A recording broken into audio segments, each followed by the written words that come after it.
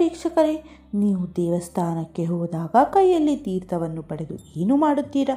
ಬಹುತೇಕರು ಕುಡಿದು ತಲೆಗೆ ಸಿಂಪಡಿಸಿಕೊಂಡು ಕಣ್ಣಿಗೆ ಒರೆಸಿಕೊಳ್ಳುತ್ತಾರೆ ಅಲ್ಲವಾ? ಆದರೆ ಅರ್ಚಕರು ಅಥವಾ ಹಿರಿಯರು ತೀರ್ಥವನ್ನು ಕುಡಿದ ನಂತರ ತಲೆಗೆ ಹಾಕಬಾರದು ಅಂತ ಹೇಳುವುದನ್ನು ಕೇಳಿದ್ದೀರಾ?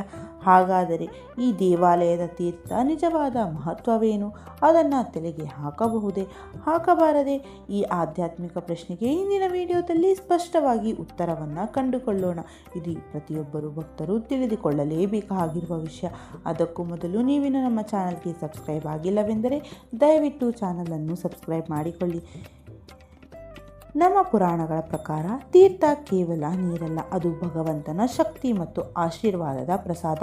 ಇದನ್ನು ಪವಿತ್ರ ಜಲ ಅಥವಾ ಶುದ್ಧೀಕರಣದ ಸಾಧನ ಎಂದು ಕರೆಯುತ್ತಾರೆ. ಹಿಂದೆ ನಮ್ಮ ಪೂರ್ವಜರು ದೇವಾಲಯಕ್ಕೆ ಬರುವ ಭಕ್ತರು ರೋಗ ನಿರೋಧಕ ಶಕ್ತಿ ಹೆಚ್ಚಿಸಲು, ಮನಸ್ಸು ದೇಹವನ್ನು ಶುದ್ಧೀಕರಿಸಲು ಈ ಪವಿತ್ರ ಜಲವನ್ನು ತೀರ್ಥವನ್ನಾಗಿ ನೀಡುತ್ತಿದ್ದರು. ದೇವಸ್ಥಾನಗಳಿಗೆ ತಕ್ಕಂತೆ ತೀರ್ಥ ಪದಾರ್ಥಗಳು ಬೇರೆ ಬೇರೆ ಇರುತ್ತಿದ್ದವು. ಉದಾಹರಣೆಗೆ ವಿಷ್ಣು ದೇವಾಲಯದಲ್ಲಿ ಇಲ್ಲಿ ಹೆಚ್ಚಾಗಿ ತುಳಸಿ ತೀರ್ಥ ನೀಡಲಾಗುತ್ತಿತ್ತು. ತುಳಸಿ ನೈಸರ್ಗಿಕವಾಗಿ ಹಸಿರು ಮತ್ತು ರೋಗ ನಿರೋಧಕ ಶಕ್ತಿಯನ್ನು ಹೊಂದಿದೆ.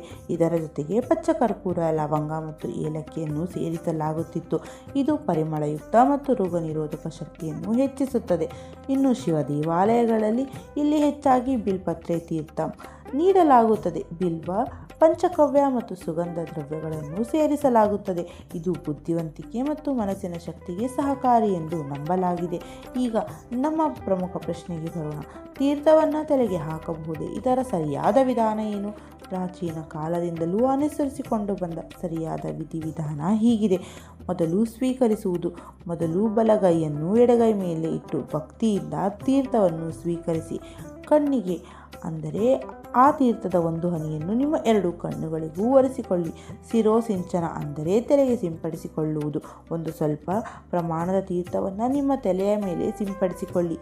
ಈ ಭಾಗ ಅತ್ಯಂತ ಮುಖ್ಯ. ಮಂತ್ರಗಳ ಶಕ್ತಿ ಆಕರ್ಷಿಸಿದ ಈ ಪವಿತ್ರ ನೀರನ್ನು ತಲೆಗೆ ಸಿಂಪಡಿಸುವುದರಿಂದ ನಮ್ಮ ಪಾಪಗಳು, ದುಷ್ಟ ಆಲೋಚನೆಗಳು, ನಕಾರಾತ್ಮಕ ಶಕ್ತಿಗಳು ದೂರವಾಗುತ್ತವೆ.